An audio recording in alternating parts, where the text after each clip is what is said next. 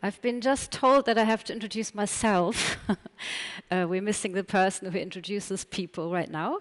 I guess it's lunch. So I'm Melanie Mues. My picture is there.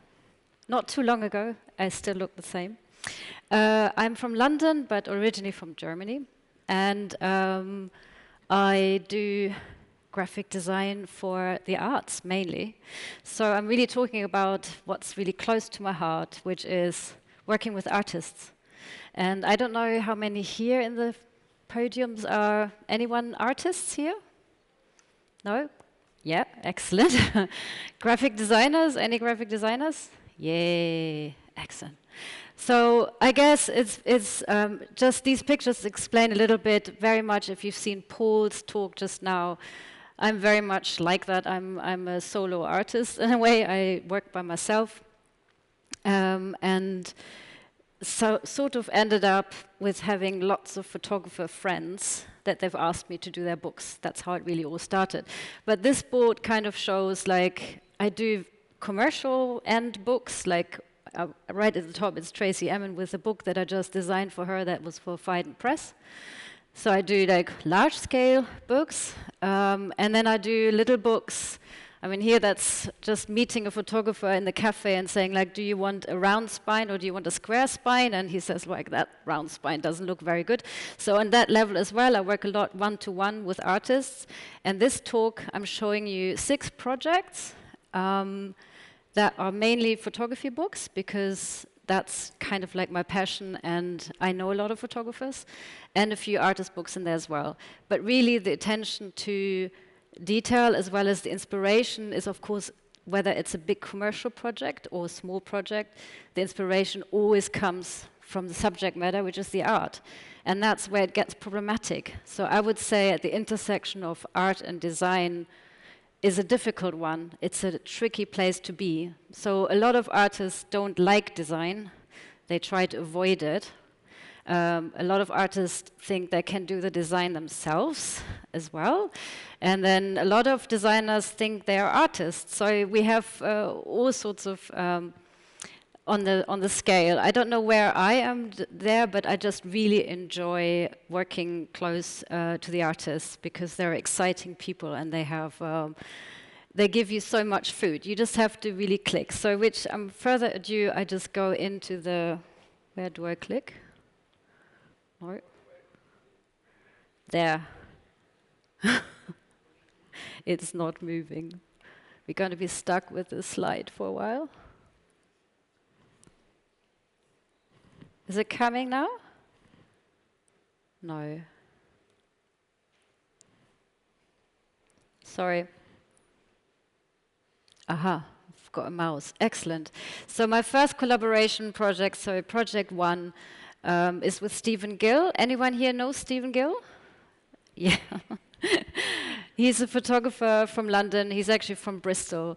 And this is a good example because it really started the whole thing off. Because we were actually once a couple, and then we were friends. And then he knew I was doing books. He said, can you do books for me? And it was really exciting because he decided to do it solo as well, without a publisher. So he self-publishes his books, so it's a very intimate working relationship.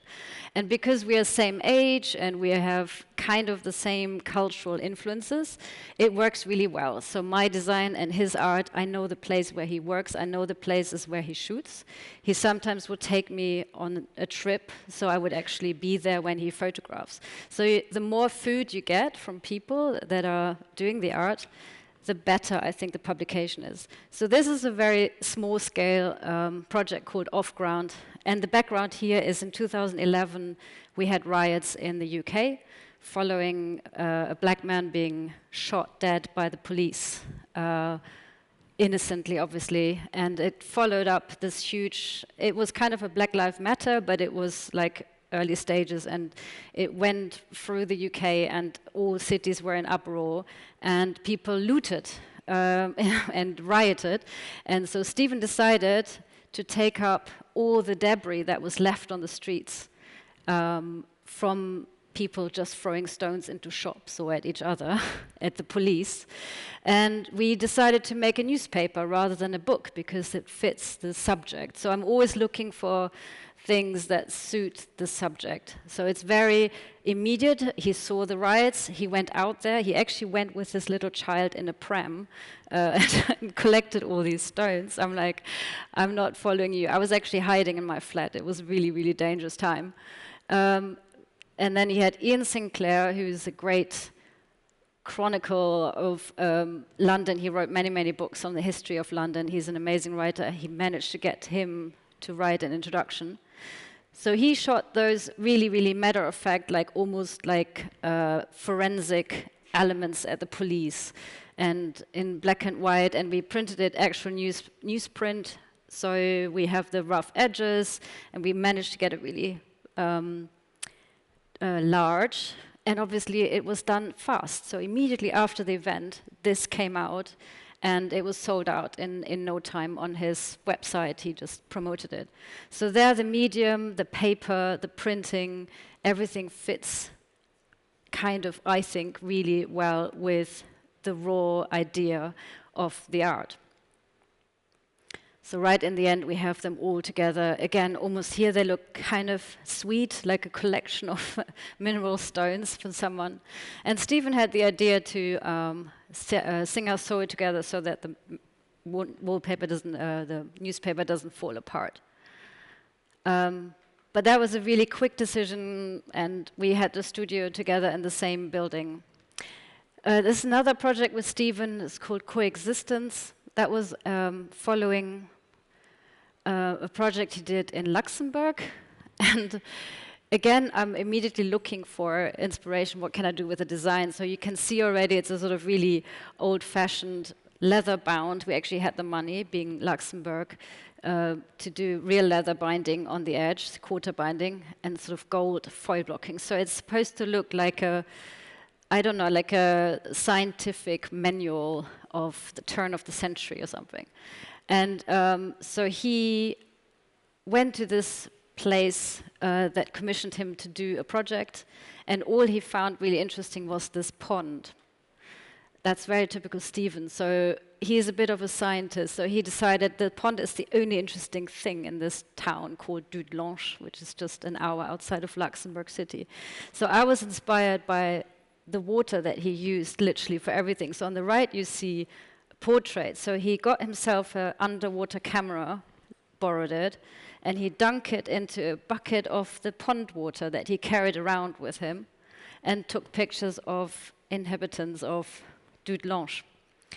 And that was his intervention as an artist. And he then borrowed also microscopes from the local university and took pictures of the little organisms that are swimming around in the pond water. So my idea was to let's make these little things that are creeping in the water enter or exit or interplay with the book. So we make these little dots that look like little bugs crawling on the edges, which is literally a guy at the printer in Italy flicking ink at at the book once it was printed with a toothbrush. So it was very unscientifically done, and it was all done by hand. Often we did it, I did some by hand as well, and that's what it looked like on the book blog. And then the other inspiration, obviously, I was like, water, water, organisms, water, I don't know, what can I do for the cover? And some of these images really inspired me to, and I was playing with my daughter at the time with a marbling set, you know, marble paper. So we decided to use marble paper. And being Stephen, which is another aspect I wanted to focus on, is the collaborative play with your client, in this case an artist. So you say, oh, marble paper, that's great because it's water and it's oil and it makes these patterns. And it looks a bit like organisms or, you know, a medical slide in a, if you're a medicine student, you would recognize this. These are also looking a bit like mortadella, but that's just by chance. So he said, like, yeah, great, no, we're not going to just make one marble paper and scan it and put it on the book. I'm going to learn how to make real marble paper. And so he went to do a course up north somewhere, I don't know.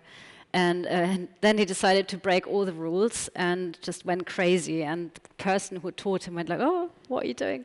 But we basically had unique covers for the special edition. And then this is just the whole front and back cover with a leather spine in the middle. Anyway, that's Coexistence. Next project is, I'm just showing the cover because it's otherwise too intense, but this is another book called Hackney Flowers. So Hackney is the borough that we live in London. Both Stephen and I, Stephen has now moved to Sweden, but that's where we were. And the Olympic Games were announced, and they had to clean up the whole area for the Olympic Games.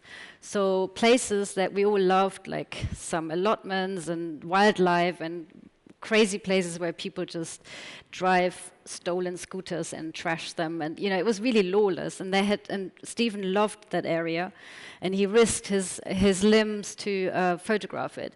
So he did it's like a love letter to this area which will now change forever, and it has changed. You don't see any of these places anymore. There were car boot sales, there were people camping, there were people cooking bread, baking bread in the allotments. So he photographed that, and he did this special thing in this. I don't want to explain all of it, but he used real flower petals and things that he found in Hackney to put on the pictures of Hackney. And then we had these shorter pages of people wearing flower things, like T-shirts and stuff. These are the people of Hackney in these kind of smaller sections. So for the cover, so what Stephen did, which is really nice, he would always give me a whole shoebox of stuff. He's like, yeah, and then I found this rotten mouse, and then I found, I don't know, a screwdriver, and he would just collect all of this and give this to me as inspiration. So in there, I found this plastic fence that we all know from building sites. And I thought, this is such a typical picture, because now they're putting all the fences up, keeping us out to make the changes for the Olympic Games. So I used this fence, and I scanned it on my flatbed scanner and made it all nice and neat. I had it orange on a background. And he said, like, no, but what about we use the actual fence and put loads and loads of ink on, and then we print with that fence, and that's what we're going to use for the cover. And so this is the interaction that I like so much with artists. I don't always have to come up with the best ideas, we just kind of play with this, which is really fun. And when you have a client where it works, I mean, we did this for like 9 years, we did so many books. But finish with Stephen, moving on to Sam Hodge, another friend of a friend, came to my studio and said, I'm doing a project on phones back then. I don't know what happened to phones, but now they don't smash anymore. I don't see anyone with smashed phones. But back then, they was like you saw them everywhere. So she made artworks from smashed phones, and she saw them literally in the shop, and they say, oh, what happened to your phone? And then she collect all the stories, which was really nice. So she wanted to do a book and an exhibition. So she drew from the broken phone, and then she made etchings from it. So these are etchings. And these are not such great slides, but there was like just very simple idea. The width of the phone on the left, the phone, and then the text on the right. So some people have really elaborate stories why their phone broke. And it was actually really funny and tragic at the same time. But it was a very, very simple brief. There was not much money. We did it soft cover. And then we decided, okay, let's make a little bit of an expense. And we screen printed the screen underneath the black, and at night it would glow. I can't really photograph glow in the dark, but at night it would glow, which was really fun. So it's more like greeny. Yeah, that's kind of... It actually did glow, but you can't see it. Archive of Modern Conflict is another big client of mine, which I really love, these people. It's a very curious name, and I don't really know why they're called archive of modern conflict, but I think it's the allure. It's really, I think the name is perfect because people are confused. I think they want to confuse people. But behind it is an art dealer. He does collect classic art, but he also collects huge amounts of photography, mainly unknown photographers. So he buys from eBay and other places. And he came with this project. We called it then Amore e Piombo, which is such a great title, which is love and lead, as in the metal. And it was meant to be an interaction with artists, Roger Hargrave and Federica, I forgot her last name, I will look it up. They came to the archive and said, oh, we heard you bought this amazing newspaper archive from Milan. And it's an agency that operated in the 50s to the 70s, and they were famous for sort of your classic paparazzi shots, as well as political documentary for newspapers. So they bought this whole archive, and they gave me these pictures and said, what can we do with this? And together with the artist, we then thought about inspiration, and I came up with this idea, okay, so it's about a really violent era in I should say, excuse my English, of Italy at the time, with the Red Faction Army. There was lots of people were abducted, people were shot, and it was a very, very violent time, as well as a very glamorous time of Alain Delon posing and film festivals and Fellini, and it was all there, the whole mix. And so I looked at pictures of the time, and I thought, wow, this is really drastic. They're like bullet holes in buildings, bullet holes in signs. So I wanted to do something with bullet holes. So I just took the title, and this is actually me just smashing it with a piece, with a little pen, just to demonstrate what I wanted to get. I really wanted to get the crater as well. I wanted it to look quite brutal, rather than just someone going wild with a pencil. So we wrecked our brain, how can we do this? And then we decided to shoot it. So I made the big A3 printout. A2 actually is lying there. That's in the client's garden. And we had an air rifle, and we shot it against a tree. We had to stop eventually because the neighbors were worried and were calling, and we're like, no, it's just art. But yeah, I guess it's not really good to shoot in the middle of London. But that's how we got the holes. So we printed them at first and then laser cut into them, so they have the exact shape of the bullet holes. And I think it works really quite well. And the bright red, obviously, that's blood and drama, whatever. The Bodoni, I don't know. The Bodoni is like, I saw it on a sort of like, I look at you. But it was definitely comes from a sort of old Roman, not as an old Roman, but in Rome, street signage, you know, when it was still sort of chiseled into. But yeah, that's kind of, I know the Bodoni is not from that time, but it worked quite well. So yeah, and then the photographs, I mean, I do edit photographs myself if I can, often with a photographer, but that's really the biggest fun, is editing and sequencing photographs, I think, and trying to tell a story. And obviously when you don't have an artist, in this case, these are photographers that are commissioned to take those pictures, so in a way anonymous, and so I have all the freedom to do what I like with them. So obviously I put the whole opposite the shooting. And then in came this idea from the artist to use quotes from Fellini. He always said, like, the book has to look like the opening sequence of Roma. And it's like total chaos. People are in the streets in this massive traffic jam and throwing all sorts of things. I mean, I just watched the opening sequence, and I thought, like, okay, so I make a really chaotic book. So the book is pamphlet bound, which means I can insert things all the time wherever I want. I don't have to go by the 16-page sections or 8-page sections. And I can combine the glamour with the drama. Well, it's drama in both cases. Kissinger. And so the quotes kind of are cut off, and you have to go to the back of the book to read the rest. So it's this whole cut up, frantic feel of chaos. Brigitte Bardot shot by the paparazzi. So really mixing up and sort of gathering energy in the book.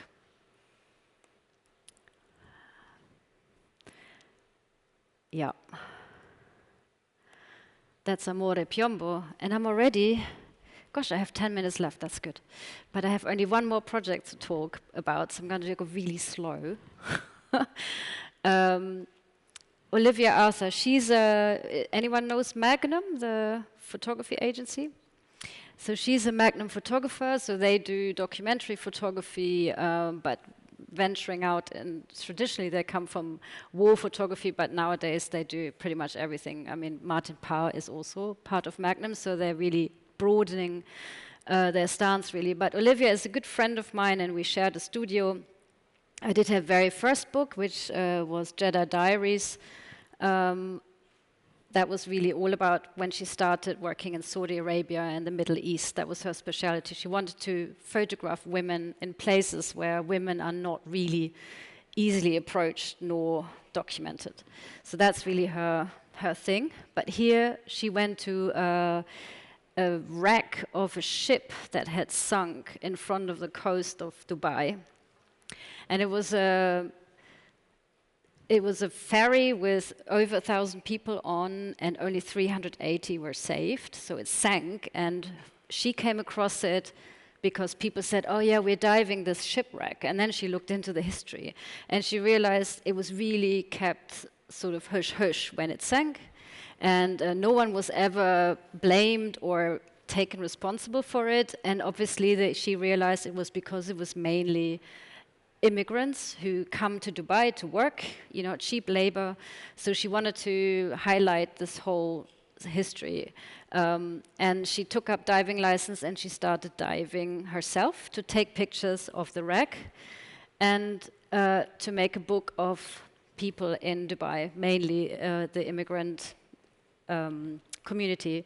So this book, she said to me, can you please make it as if you were swimming through the sea, and you just come across pictures that come and go. Don't worry about the quality of my pictures. I'm not precious about it, but I want it to be all really like a dream almost, but a bit like a nightmare. So I thought, like, well, what about we print on tracing paper? Which is like a no-go for every photographer because it absorbs all the ink. You don't have enough opacity in the paper to get the picture, but what you get is this beautiful overlay, which naturally happens. Also, it solved the issue of text in book.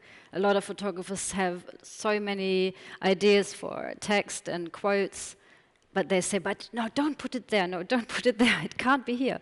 And it's always in the way. So here it was really nice to have words kind of come and go, like ghosts, really. So Stranger is the title of the book, and I just X'd it out to kind of highlight the issue of immigration, because they're kind of lawless people. They don't have any rights. They just come to work, and then they're being shipped off. And so it's a mix of pictures that she found, billboards that she photographed, then her own portraits, people in bushes. But yeah, here I wanted to illustrate it's real tracing paper. It's quite bluish, but I quite like that for the water association as well. And we did deliver the book with a white sheet that you could just stick behind so you can appreciate the full picture.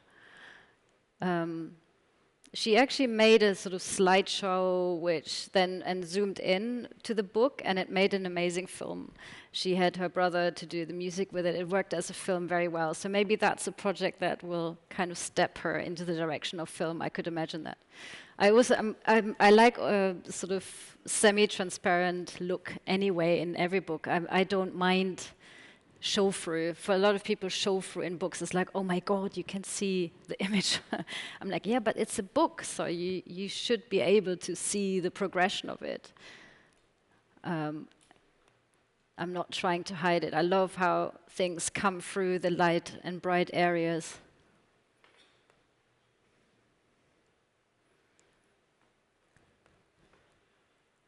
There's a diving picture of hers. I mean, they're really just it's an overgrown shipwreck, so they're not like that amazing, but she just wanted people to remind them where this whole thing stems from.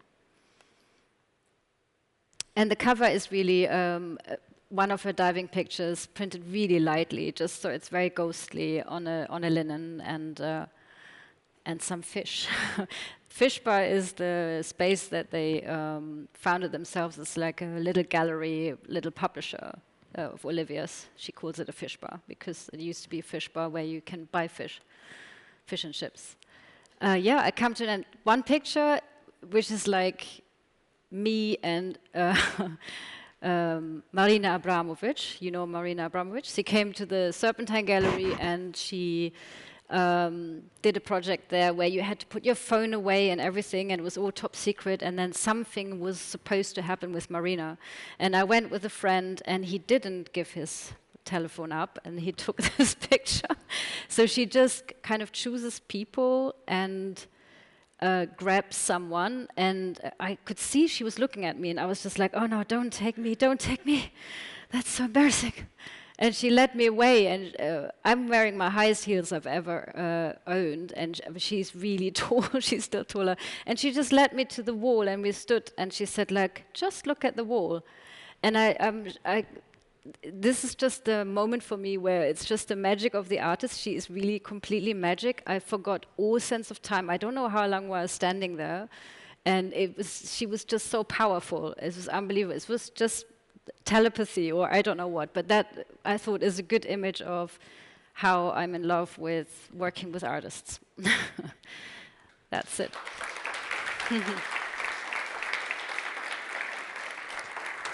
Thank you.